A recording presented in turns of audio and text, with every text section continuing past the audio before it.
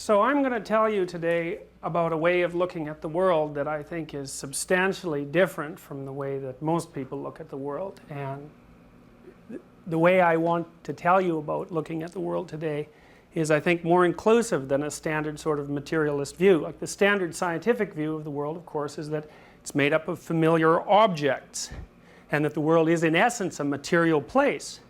But there's some very potent limitations of that viewpoint, despite the fact that it's given us tremendous power.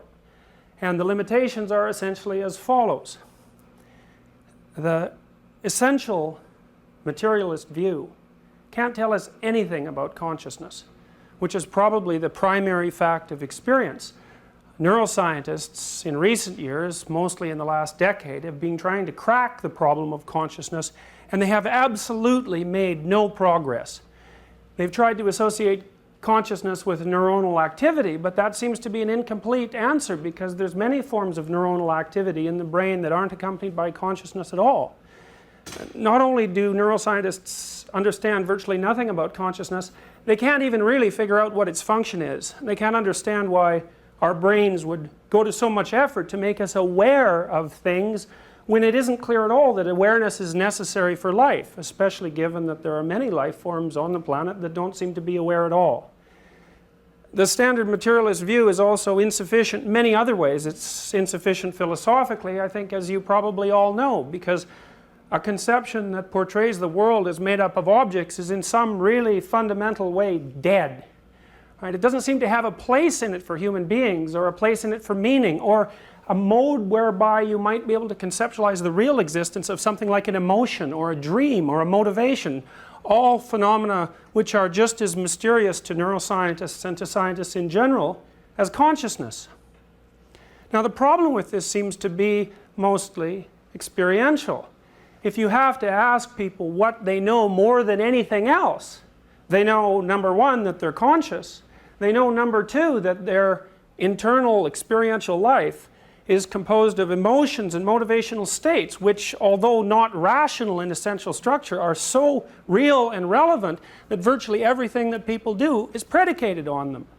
So our current viewpoint, despite its ability to give us tremendous technological power, seems to eradicate from formal consideration many, many essential experiences that are vital to life, in fact, even perhaps primary. Now, I'm going to suggest to you today that there's an alternative viewpoint, and I think also it's one that, although you may be hearing about it formally for the first time, is also something that you know unbelievably deeply. How thousands of years ago Plato proposed that all knowledge was remembering, and of course we don't believe that today, because we believe we gather knowledge as a consequence of contact with the world.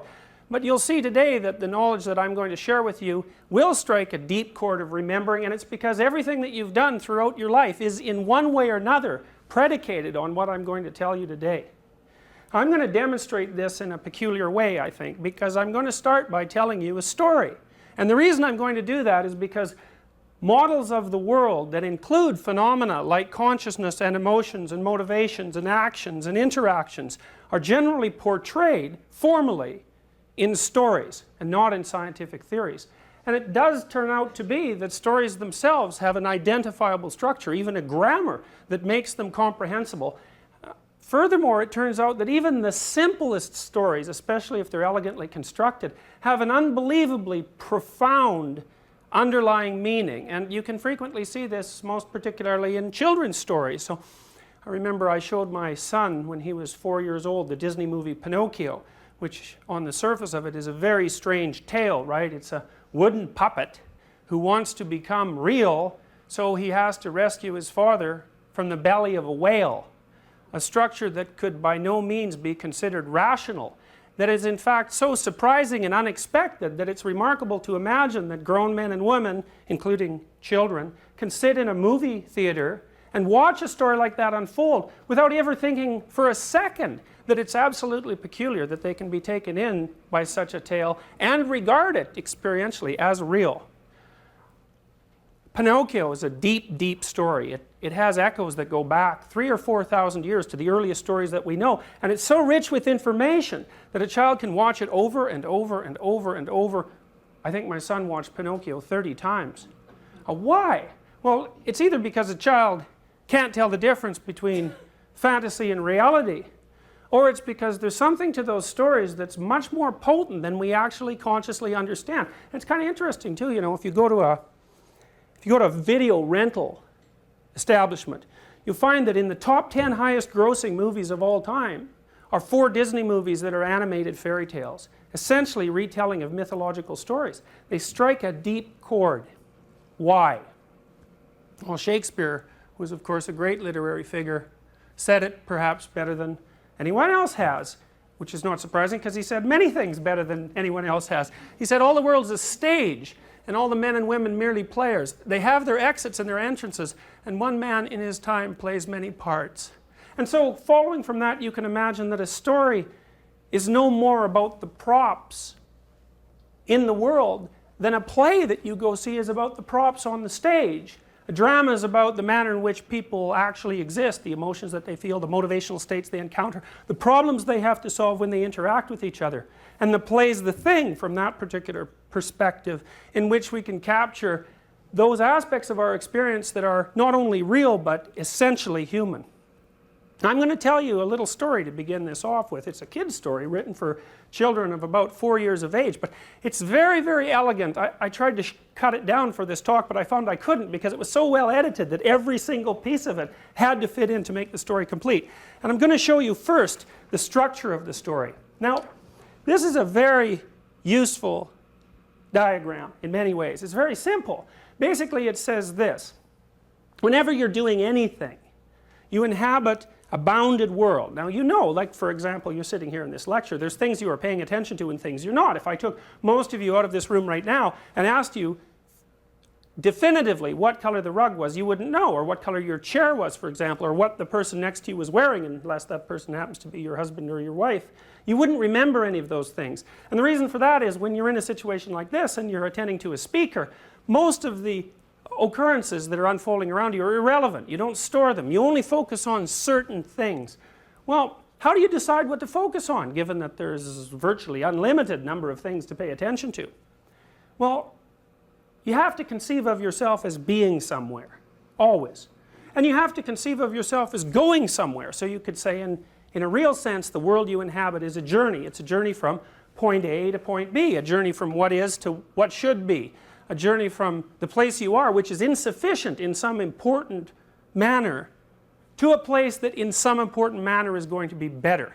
A standard story has exactly that structure. A child comes home and you say, well, what happened to you today on the way to school? Setting up the little narrative structure, and the child will unfold the sequence of events that he encountered. If the story's more interesting than just a recount of exactly what happened to him, it usually involves the encounter with something unexpected on the way to point B and a description of the manner in which that encounter with the unexpected was resolved. Typical story. Now, why would you want to know that? Why would you want to listen to it? Well, it's because on your journey from point A to point B, all sorts of unexpected things always happen. And if someone else has encountered something unexpected and conjured up a decent solution to it, it could well be worth your time to listen. Well, maybe there's a pattern to encountering unexpected things. Maybe there's a proper way to encounter the unexpected. Maybe it's the case that in our collective wisdom as human beings, we've gathered up representations of ways to encounter the unexpected that we put forth in our stories. How should you face what you don't understand? Well, now I'm going to tell you this story. It's written for 4-year-old kids. But I want you to take a look at it for a moment from a different perspective and see if you can imagine exactly what it is that it's saying.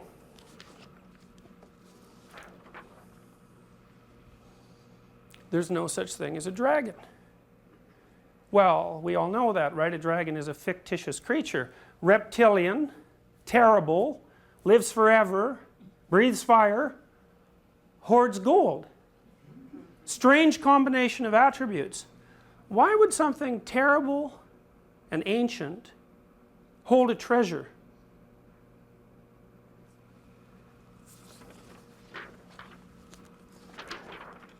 Billy Bixby was rather surprised when he woke up one morning and found a dragon in his room. It was a small dragon about the size of a kitten. The dragon wagged its tail happily when Billy patted its head. It's interesting, you know, in Chinese mythology, the dragon is a positive figure.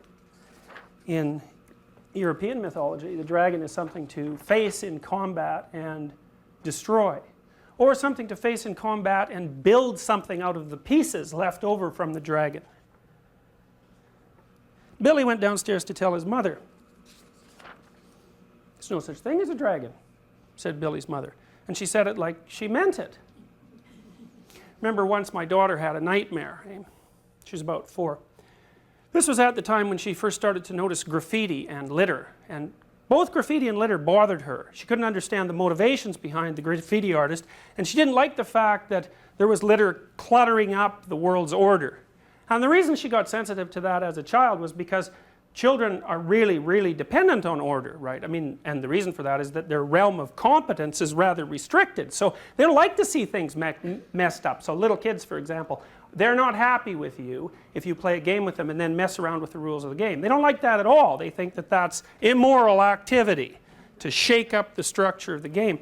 Well, anyways, while she was pondering all this, she came into our bedroom one night and said, "Dad, I had a nightmare." Now, we all know, right, nightmares aren't real, just like dragons. Dreams aren't real. Of course, which raises the question of why in the world you'd bother having them 6 or 7 hours a night every single day of your life, and why they're a recognized feature of animal behavior all the way down to the amphibian level.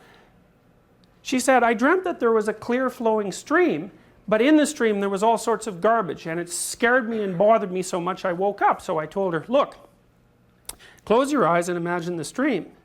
It's full of garbage. What should you do about it?" She said, "Well, I should take the garbage out of the stream." I said, "All right, so picture the stream, picture yourself cleaning the garbage out of it." She calmed down and went back to sleep. Why? Well, because dreams concentrate on threat. We know that. They present threats to you, threats you haven't been able to deal with well. There's a part of your brain that tracks threats, and it's not really all that smart in some ways. All it does is say, "Look, here's a problem." And it's waiting for the rest of your brain to conjure up some solution to that problem. And if it doesn't conjure up a solution, then it just presents the problem over and over and over and over and over. So people who have post-traumatic stress disorder, for example, who've been really upset by their contact with something unexpected, dream about the same tragedy forever until they solve it. And they solve it by facing it and living it over and over, voluntarily. So you might think right off the bat from listening to that little story that suggesting to your 4-year-old daughter who's just had a nightmare that her fears aren't real and that the dream representation of them isn't real because it's not tangible like a table might not really be the best approach to the problem. So you see, Billy, he's pretty much got it right off the bat, right? The dragon wagged its tail happily when Billy patted its head. Billy went downstairs to tell his mother.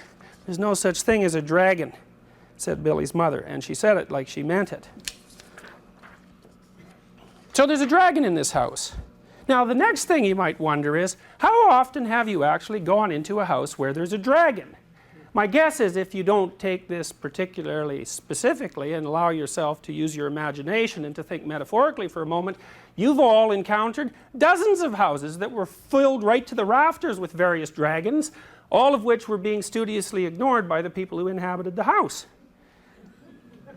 Billy went back to his room and began to dress. The dragon came close to Billy in a friendly manner and wagged its tail, but Billy didn't pat it. If there's no such thing as something, it's silly to pat it on the head.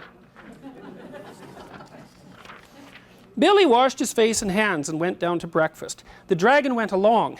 It was bigger now, almost the size of a dog. Billy sat down at the table. The dragon sat down on the table. This sort of thing was not usually permitted, but there wasn't much Billy's mother could do about it. She'd already said there was no such thing as a dragon. And if there's no such thing, you can't tell it to get down off the table. Sometimes I sit with friends of mine who have very young children to eat, say. And the children, 2 or 3 years old, don't sit at the table, they sit on the table, or they run around the table, or they run around the table and pull things off the table, Or they run around the house and pull things off all the shelves in the house and keep their parents so busy chasing them around that they have no time whatsoever to interact as adults.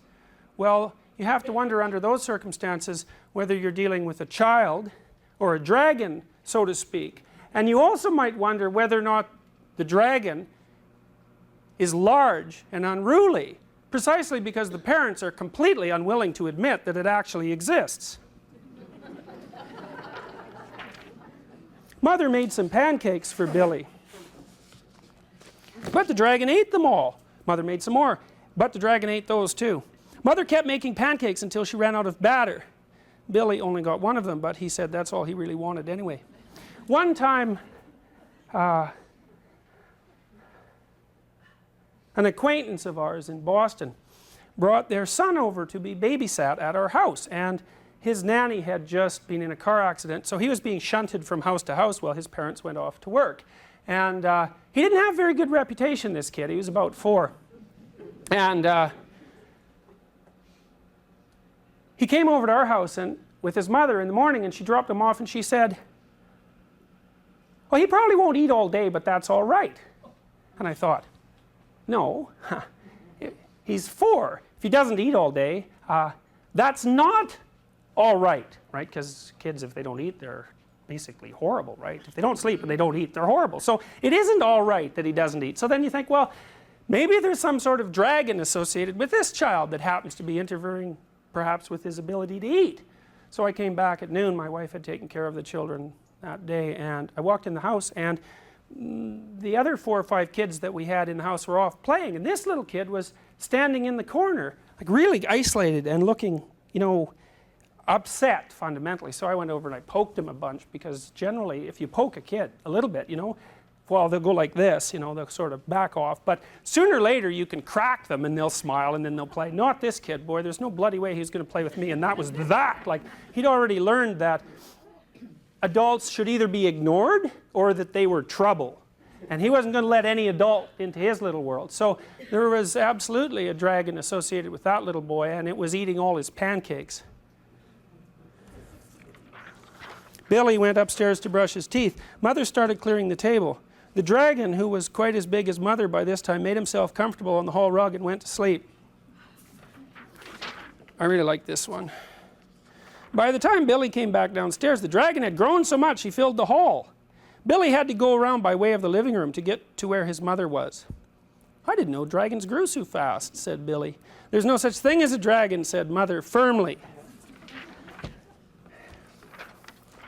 Cleaning the downstairs took Mother all morning. What with the dragon in the way and having to climb in and out of windows to get from room to room. So, you know, you think back in your own experience when you've gone to a house where there's a dragon hiding underneath the living room rug and nobody's saying anything about it. And then you think, how long does it take to get something absolutely simple done in a house that's absolutely jammed to the rafters with unfinished business? Forever, right? Organizing people in a household like that to even do something as simple as go out for breakfast in the morning, or even perhaps to make a meal, is virtually impossible. Why? Well, because there's something going on in the household that has been studiously ignored for a very long time and has grown so large as a consequence that it occupies the whole domain. By noon, the dragon filled the house. Its head hung out the front door, its tail hung out the back door, and there wasn't a room in the house that didn't have some part of the dragon in it.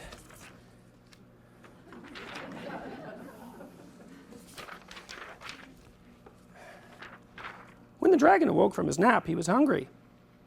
A bakery truck went by. The smell of fresh bread was more than the dragon could resist. He ran down the street after the bakery truck. The house went along, of course, like the shell on a snail.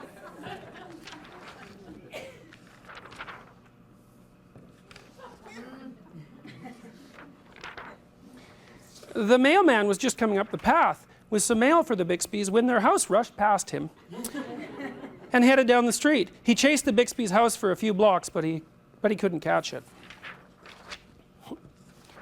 When Mr. Bixby came home for lunch, the first thing he noticed was that his house was gone. Luckily, one of the neighbors was able to tell him which way it went. You know, that sort of thing happens to people not infrequently too, right? They're not really looking around much at what's going on, and they come home from work one day and their house is gone.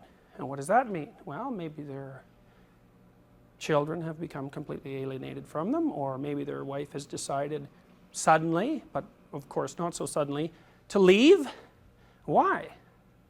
Well, according to this story, it's because something ignored was growing in the house. Mr. Bixby got in his car and went looking for the house. He studied all the houses as he drove along. Finally, he saw one that looked familiar. Billy and Mrs. Bixby were waving from an upstairs window.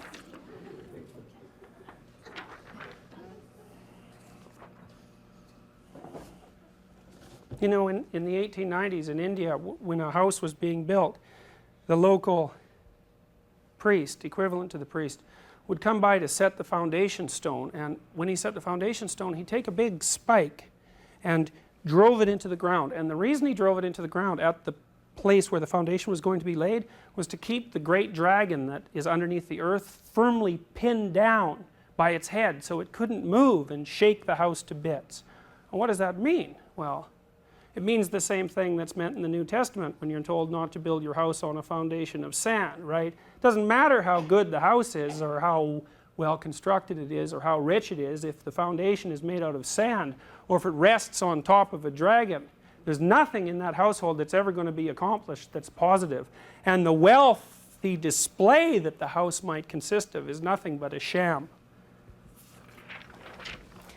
Mr. Bixby climbed over the dragon's head onto the porch roof and through the upstairs window. "How did this happen?"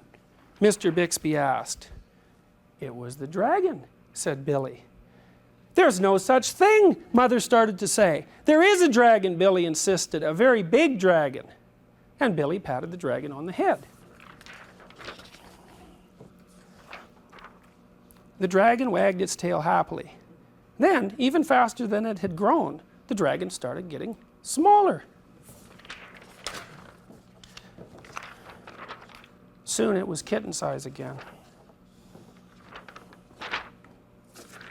"I don't mind dragons this size," said Mother.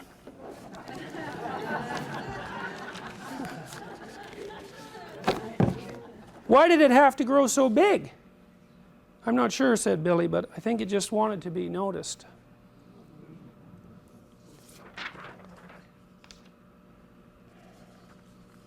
So the first thing you might think about is just what happens if you don't pay a bill?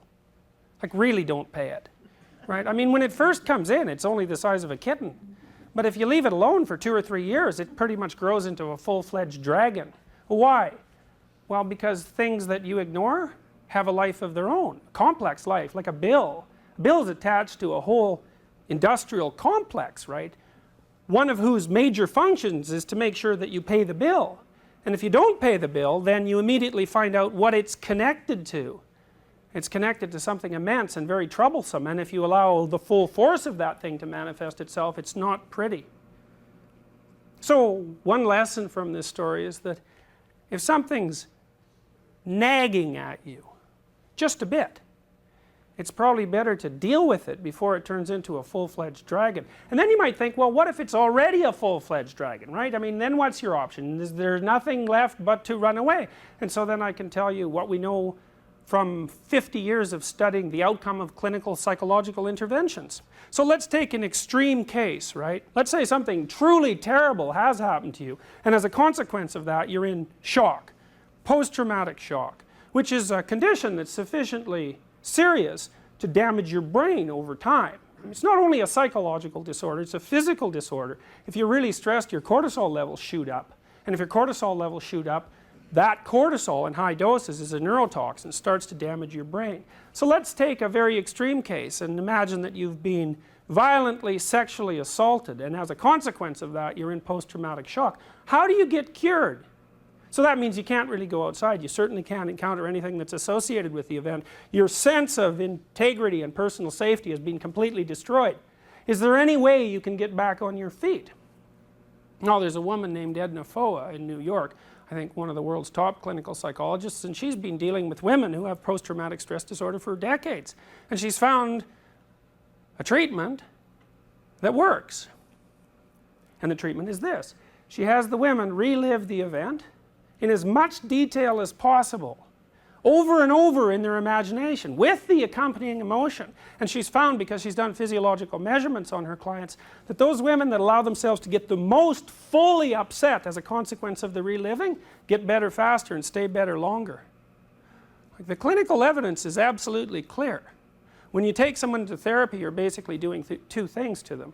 Well, three. You allow them to confess what's wrong with them, because it's really useful to actually say what it is that's bothering you. It makes it clear and distinct.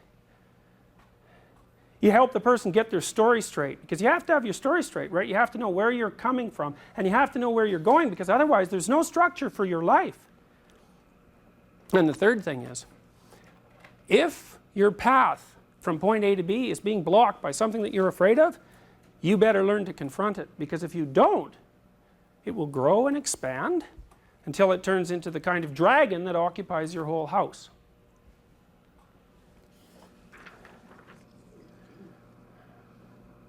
This is another representation of a story. That's a simple story. I think it's one that's really most applicable to children. There are aspects of it that are most applicable to children. Sexual desire one obviously isn't. It's a map of motivation. It basically says this, and it's easy to understand if you think, you go to a movie, doesn't matter what country it's made, there's certain things that always happen, right? Like two broad classes of fiction, adventure and romance. What's an adventure? To go to new lands and discover something new and become transformed as a consequence. What's a romance? To meet another person who's certainly as complicated as anything you could meet on an adventure, and again to be transformed as a consequence of the contact. Two fundamental plots. Why? Why are there fundamental plots? And why can we understand them without them being explained to us? Well, it's because fundamentally we're all very, very similar. We have a finite set of basic needs. So for example, hot people would rather be cool. Thirsty people would rather have water. Hungry people would rather eat. And these motivations color what we conceive of as our ultimate destiny. So in the Old Testament, for example, an agrarian community, often hungry, paradise was construed as the land of milk and honey. Well, why? Well, milk is high in fat and honey is high in glucose, and if you're hungry, really hungry, there's nothing you want more than fat and sugar. Affiliative desire. We like to be around other people. Sexual desire. A fundamental sub-element of a romantic plot. These underlying motivational systems of ours set us up bounded worlds within which we live. So for example, if you fall in love with someone and you construe your destiny as being with them, any indication that they're pleased with you is going to produce a rush of positive emotion. Why? Because our emotional systems are set up so that any sign that we're moving towards our goal is responded to with a rush of positive emotion. And conversely, a frown from the person that you love, especially in the initial stages of a romance, is met with a flood of negative affect. Why?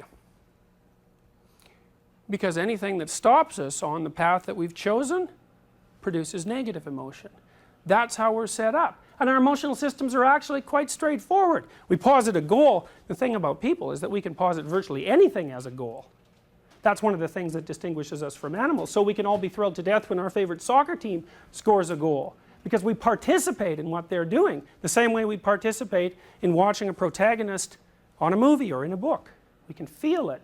We embody it. We even know now that the neural systems that I utilize to watch a movie involve the same neural systems that the actor is utilizing acting out the part. So when you say you understand someone else, what you mean is your body is set to do exactly the same thing their body is, and your emotional systems are locked on exactly the same way theirs are. So when they experience something and you're watching it, you experience an echo of it, and that's what understanding means. And it turns out as well that those neural systems that allow us to embody someone else and to imitate them are right underneath the structures that we've evolved to use for language. And what that indicates is that mostly what we use language for is to tell stories. To tell stories about the way that people act, so that we can derive information, not about what the world's made of, because we don't really care about that in some fundamental way, but instead, how should we act? That's the fundamental question. How should we act? Now, if you go see a movie about a thug, the message there is, given that the thug generally comes to not so good end. Don't act like a thug, right? Interesting though it might be, compelling as a lifestyle, at least sufficiently compelling so you'll watch it, it's not a good long-term strategy. What is a good long-term strategy? You know, we've been collecting stories as people for, we don't know how long, really. We don't know. 100,000 years maybe. There's been creatures like us, indistinguishable from us, for 100,000 years. And we know that societies that appear to be more or less as archaic as those old societies tell stories, have rituals, have mythology. We have ancient written stories, like the Enuma Elish, which is a Sumerian story, the oldest written story we have, 4,000 years old, based on a oral tradition that's probably 20,000 years older than that. We've been collecting stories for a long, long time. What do they mean? What are they good for?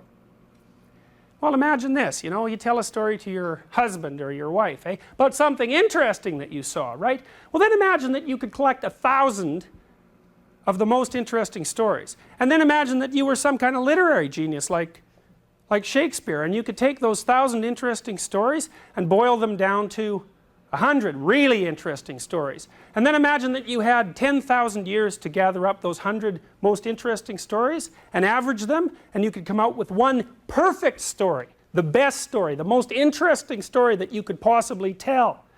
Well, that's what a myth is. It's the most interesting story you can possibly tell.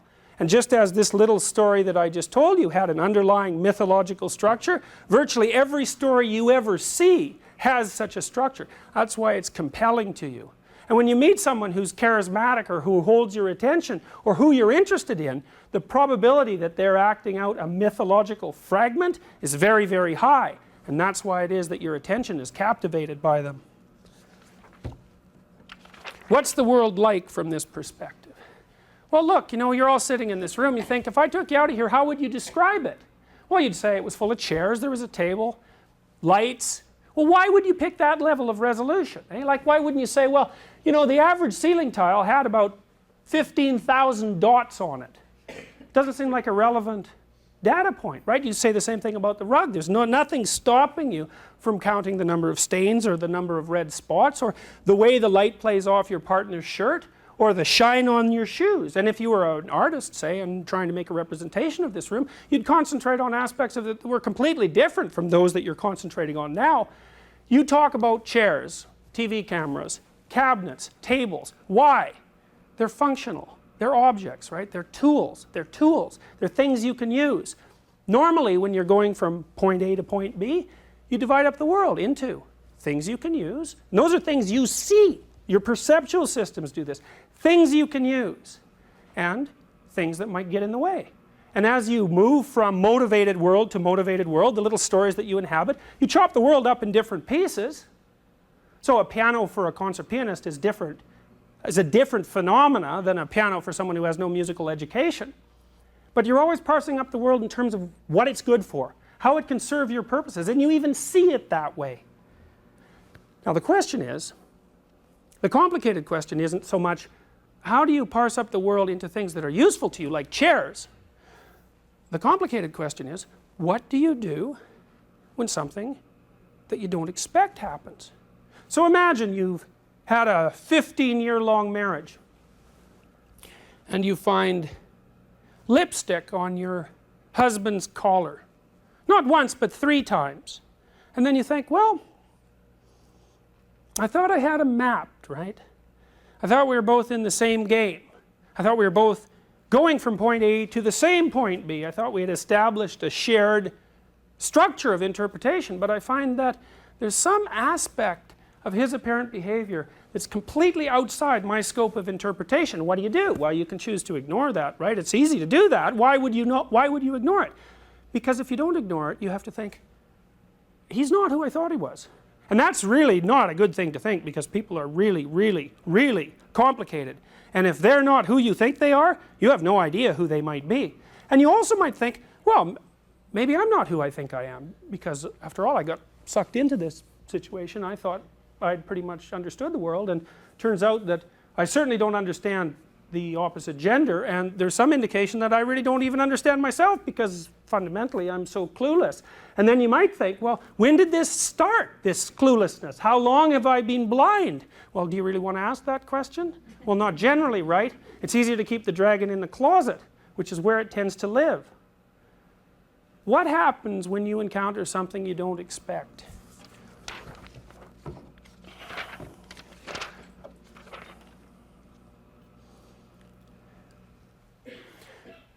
For a long time, psychologists thought that people learned fear, right? So your typical person, your typical lab rat, was a calm creature. Now it's a funny thing, because if you take a lab rat out of his home cage and you put him in a new cage where you want to teach him, say, to be afraid of something, to be afraid of a light paired with a shock, which is a typical psychological experiment. The funny thing about the rat is you got to let him calm down before he's normal. Well, except that you might think that the not calm rat is also the normal rat, right? You take the rat out of his cage and you put him in the new cage, and what does he do? He goes like this. Why? Well, he's a rat, right? Someone might eat him. So he's a bit nervous about being in this new situation. Rats do not like being in new situations. They don't like bright light. If you put them in a new situation that's brightly lit, they go right over to the corner because they think maybe cats won't find them.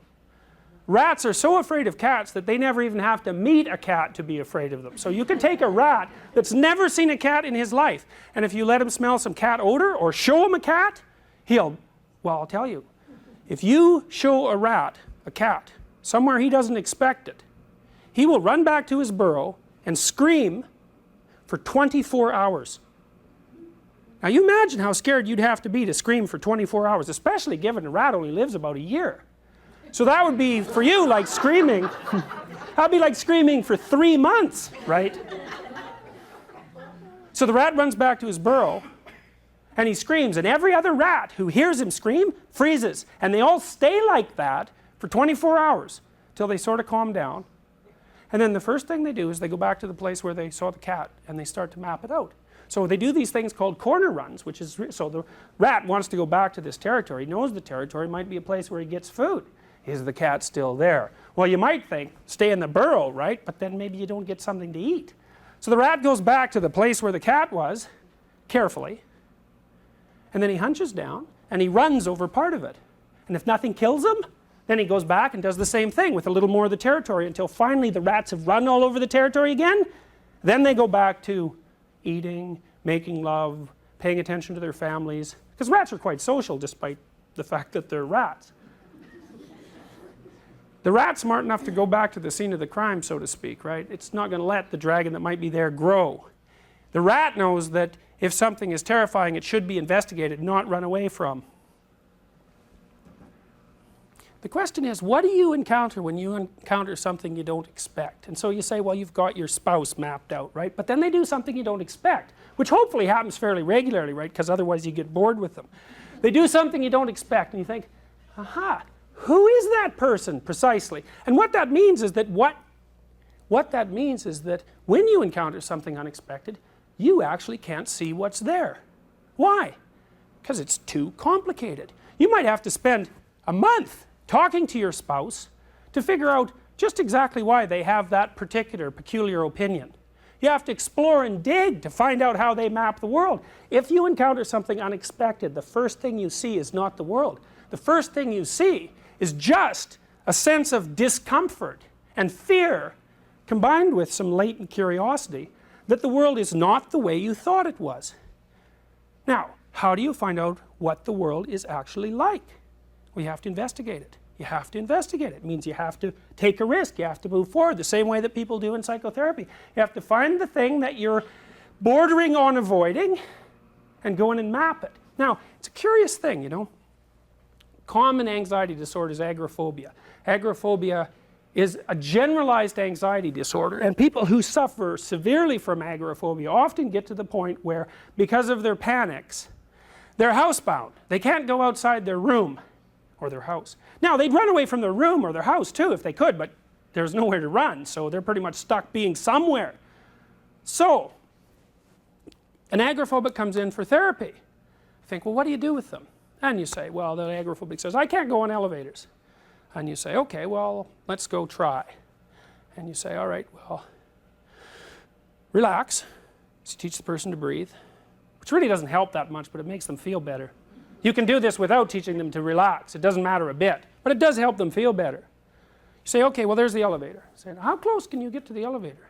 They say, well, I can't really get more than like 20 feet, that's maximum. I said, well, okay, let's just go up to 20 feet there, and they do that, and then you let them stand there, and stand there, and stand there, and stand there, and stand there. Sooner or later, they get bored of being 20 feet from the elevator.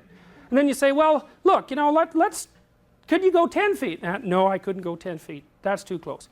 How about, could you go 3 more feet? Yeah, I think I could do that. So they go 3 more feet, and then you let them stand there. And they find out nothing terrible is happening sooner or later. And then they go another 3 feet, and then they go another 3 feet. And then they're like confronting the elevator. And then they're inside the elevator, but they're going like this, because they don't want to look at the elevator, right? So you say, well, you got to look at the elevator, you got to look at the numbers, you got to look at the buttons. So they do that. And then you think, well, could we go up a floor? No, we couldn't go up a floor. Okay, well, I'll tell you what. We'll just close the door, I'll put my hand in, it'll open again. Could you do that? Yeah, I could do that. Step by step. Sooner or later, and usually sooner, bang, they've gone up a floor, right? So then what happens? They go home and have a fight with their husband that's been brewing for like 15 years. Why? Well, it's not because the elevator is symbolically related to the fight. It has nothing to do with it. It's because what the person learns in the combat with the unknown, which just happens to be taking the guise of an elevator, is that they can confront things that frighten them without being destroyed by the confrontation.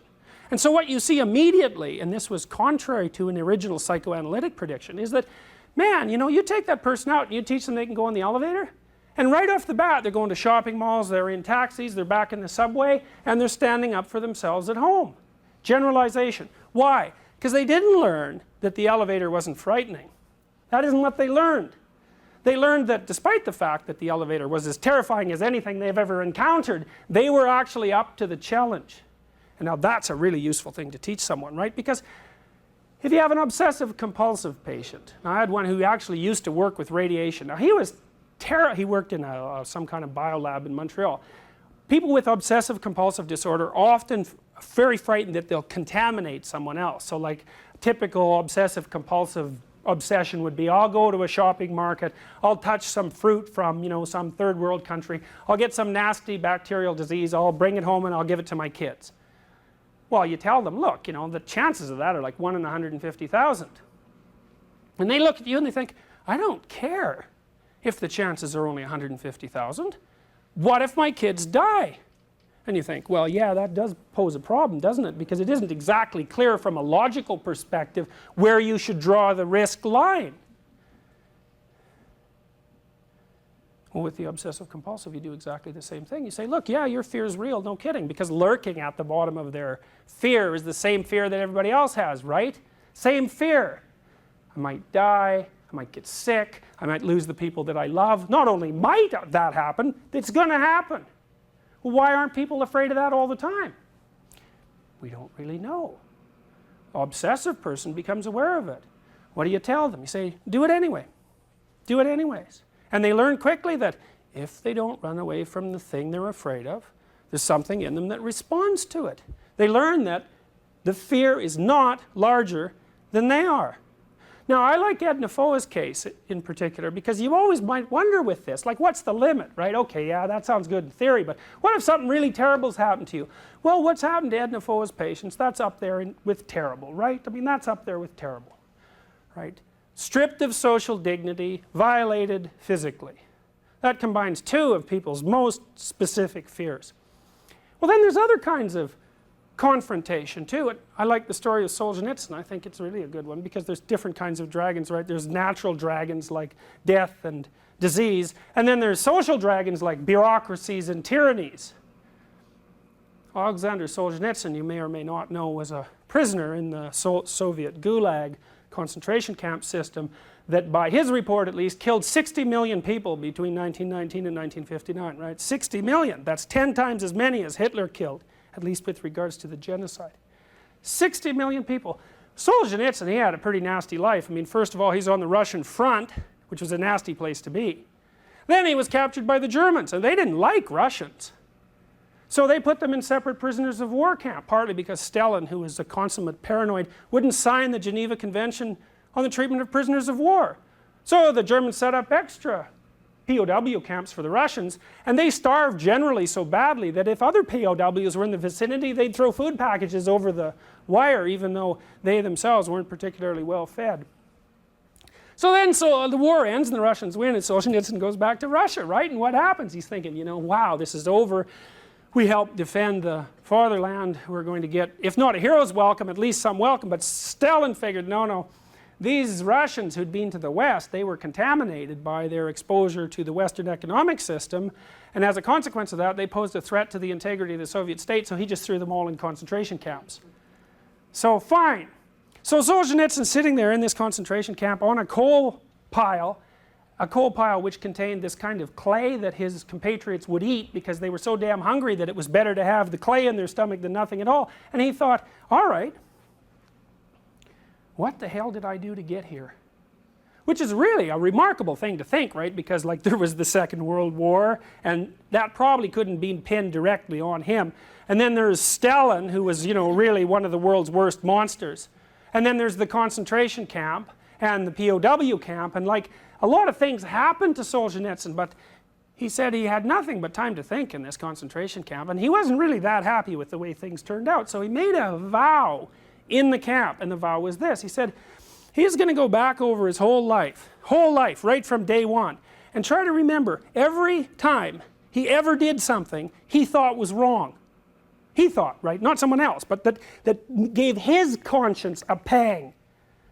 And he said, well, since I don't have anything better to do, I'm going to spend like the next 10 years seeing if I can undo all those little knots in my soul that I tied. And the consequence of that was that he wrote a book called The Gulag Archipelago, right? 3-volume book, 1,900 pages long. He memorized it because there wasn't any paper and pencil available for him in prison. And then it circulated in the underground in the Soviet Union for years before it got published in the West, published in 1975.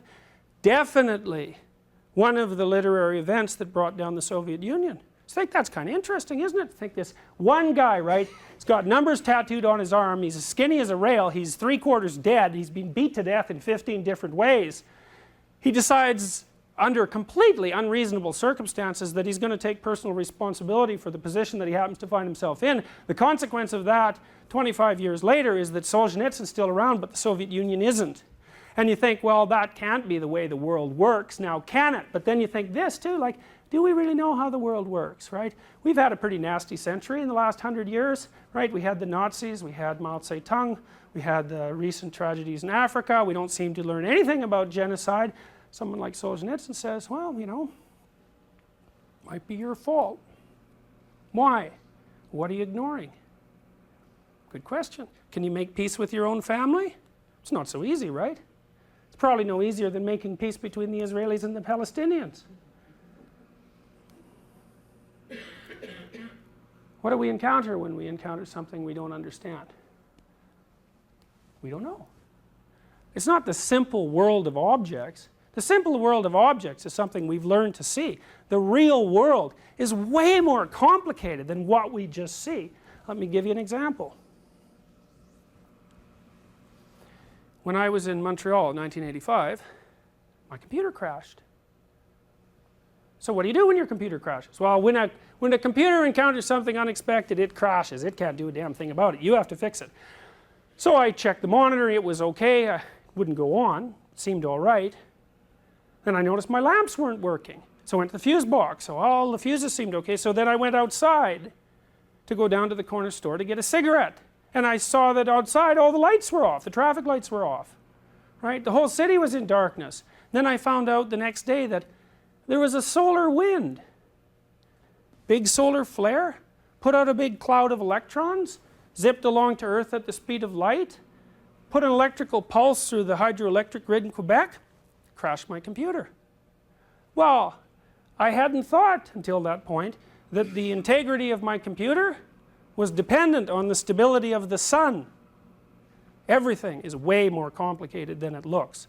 And when you just look at something, you see a very simple representation of what's actually there. What do you encounter when you encounter something unexpected? Well, when you first encounter it, you don't know. All you know is that it frightens you, but it makes you curious. Think dragons, right? Every primate's afraid of lizards, including us. Chimpanzees don't like snakes. If you take a chimp, it's never seen a snake, you show it a snake, it will hit the roof of its cage, then it'll look at the snake. Why would a dragon hoard gold? Because a dragon represents everything that you're afraid of. What's embedded in everything that you're afraid of? Absolutely everything that you need to find. Run from what you're afraid of, run from exactly what you need to find.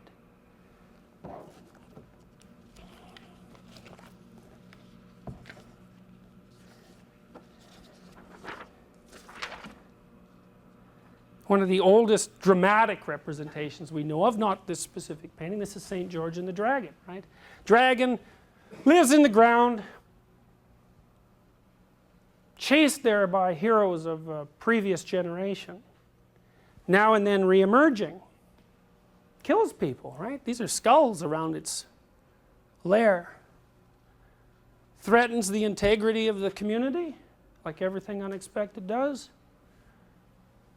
Hero comes out, slays the dragon, frees the treasure. In this case, it's a virginal woman.